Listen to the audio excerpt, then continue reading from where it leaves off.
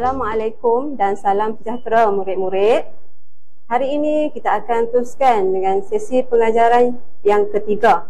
Okey.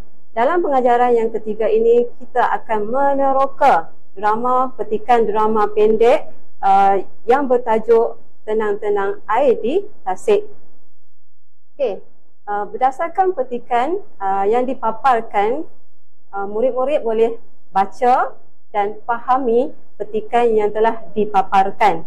Cikgu akan bagi masa 2 minit untuk kamu baca dan fahami, dan berdasarkan petikan ini juga kamu perlu membina sekurang-kurangnya 3 soalan. Okey, dalam masa 2 minit cikgu nak kamu baca dan fahami.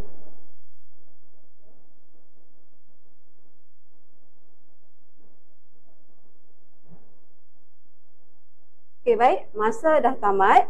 Okey. Berdasarkan pembacaan kamu dalam petikan yang dipaparkan, cikgu mahukan kamu bina sekurang-kurangnya 3 soalan yang berkaitan dengan konflik antara Muzaffar dan ibunya. Okey, dalam pembinaan soalan ini, cikgu akan bagi 2 minit untuk kamu bina soalan bersama dengan pasangan masing-masing.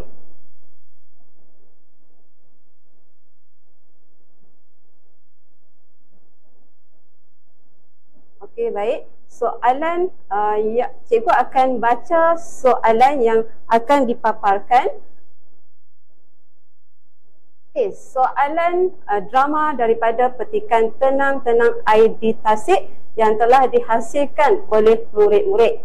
Okey, soalan yang pertama, siapakah yang dimaksudkan oleh Ibu Muzaffar sebagai orang buta? Okey, yang ini adalah soalan yang telah dihasilkan daripada petikan yang telah dibaca oleh murid. Okey, kita tengok jawapan dalam petikan.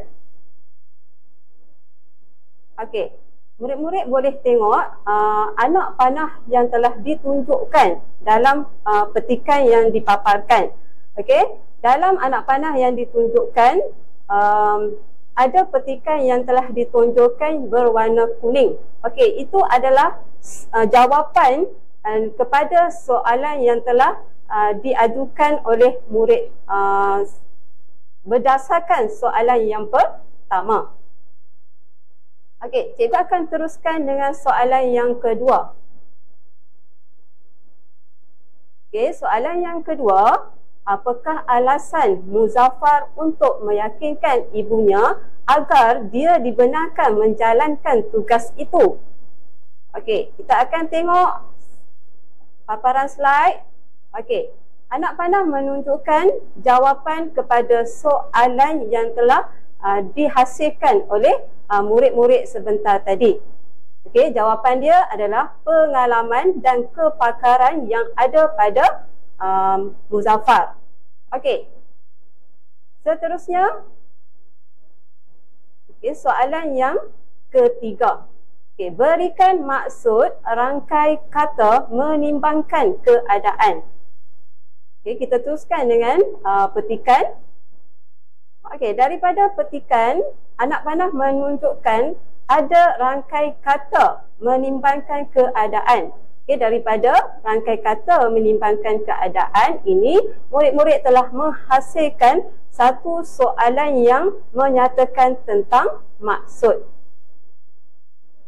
Okey, tiga soalan yang telah dikemukakan, yang telah dihasilkan oleh murid-murid mempunyai soalan yang mengikuti kehendak yang telah diajar, iaitu lengkap dan gramatis.